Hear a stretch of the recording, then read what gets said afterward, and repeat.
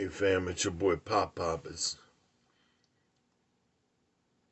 early, but it's not that early. It's like 5 o'clock. Yesterday was really rough. My neighbor has got this really old tow truck. It's like a Sanford and Son special. And he parked it out in front of my door. And when he starts it up, it goes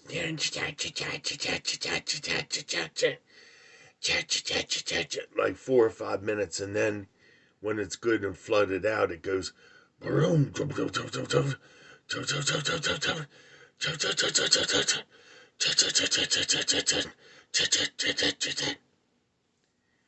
blows this huge plume of oily smoke. And the problem is with the second floor stairwell in a hotel, it traps all the fumes, and the fumes just follow the sidewalk down. And they're like, wow, Will's air conditioner is there. Let's go into the air conditioner like demon spirits and go into Will's room. And so I'm there minding my own business, and this devil sent oily demon spirit from hell comes in through the air conditioner. You know, the air conditioner heater, the heat pump thing on the wall. And my whole room starts to fill up with this blue, oily smoke. And so I open up the door to yell out, you're choking me. This is at 2:30 in the morning. I just out of desperation, I opened up the door. You're choking me, get that thing out of here. You're choking me to death. Because, of course, he's going to let it warm up. He's going to leave it and let it warm up right in front of my door as it sits there and chug, chug, chug, chug, chug, chug, chugs out its, puffs of death. And I'll tell you, I didn't think I was going to make it. I woke up really sick. My skin and everything smelled like oil, like I'd been working in a gas station. People nowadays, you wonder why there's so much violence and everything in the world. It's because of lack of consideration. I mean, out in front of my door is a fire lane. People aren't even supposed to park there. So,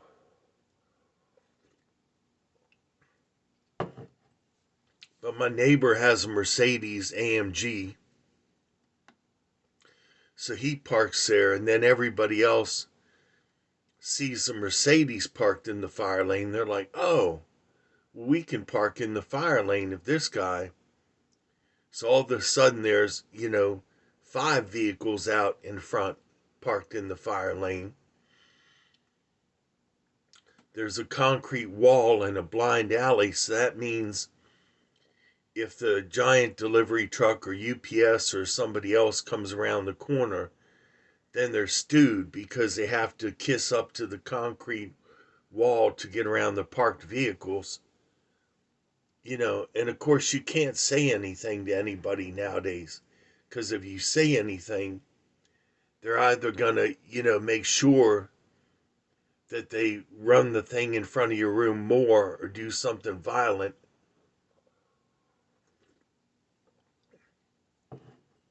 I don't even open up my door anymore. So I upgraded the filter for the air conditioning system. I put a more expensive charcoal filter in the air conditioner that's supposed to trap any, any bad things, but it can only do so much.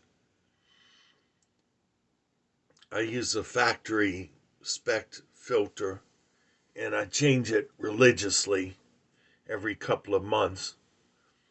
I change my water filter every month, But this stuff was just like devil sent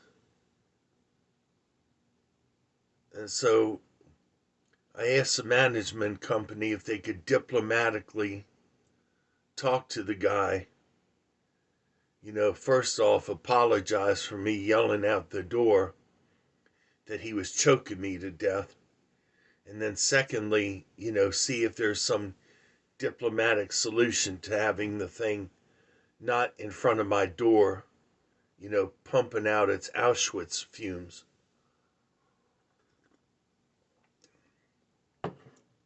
But it's weird. It's like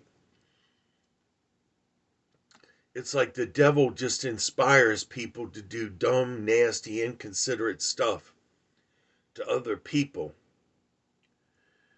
And then you read about it in the news that the one person loses their temper and things happen.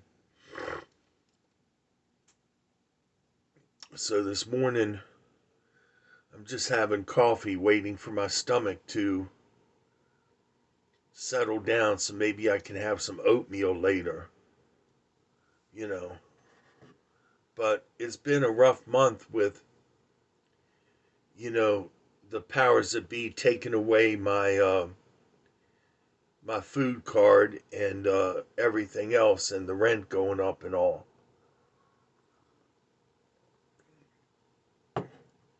I was really sorry to see the elections the way they were, because people are clapping and yelling for these thieving politicians, and they wonder why things are bad, but they keep voting the same people into office, you know. And so now they know they can get away with anything. Gas and diesel has already jumped up $1.50 since the election, because now they know they're untouchable for another 2 years at least. I believe that you're going to see gas go up to about $10 a gallon. You mark my words, because now there's no reason for them to try and keep the gas prices down. And when Uncle Joe tells the gas companies, well, you need to produce more, the refineries that we have left in the country are already at 100%. And that's only that way because there's no storm or hurricane that's taken one of them out. Our reserves are the lowest they've ever been. The whole thing is poorly mismanaged. People are going to really suffer.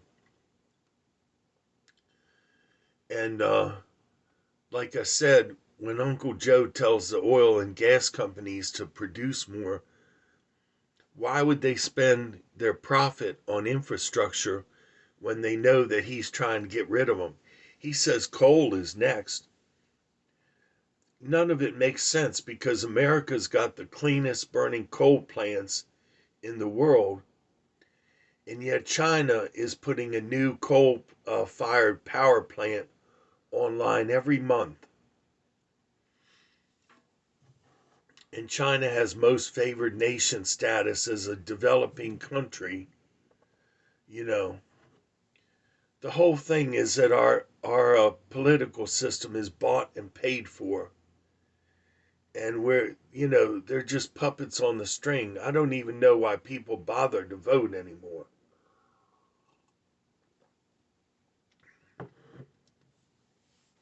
I didn't vote this time around because I didn't want to be put on some sort of retaliation list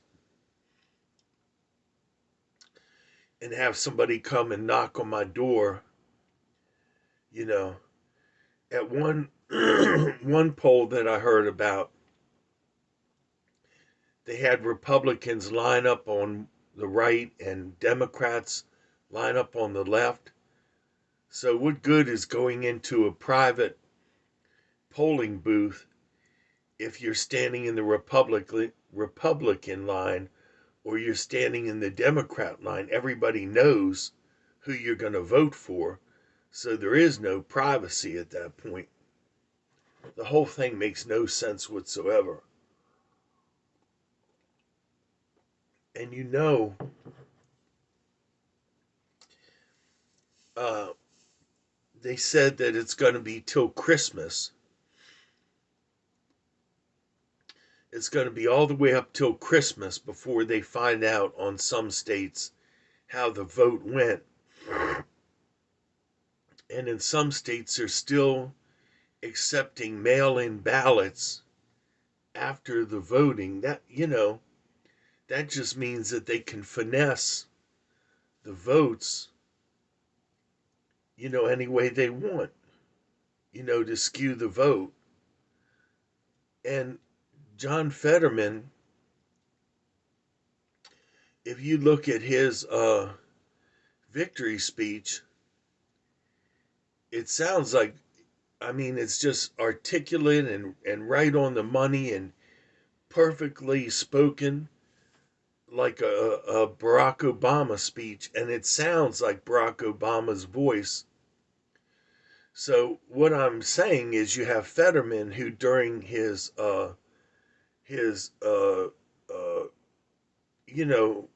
what the hell they call it, the thing where he's talking against Dr. Oz and they're debating, the debate, and he can't put two words together cohesively, and he starts out by saying good night, folks.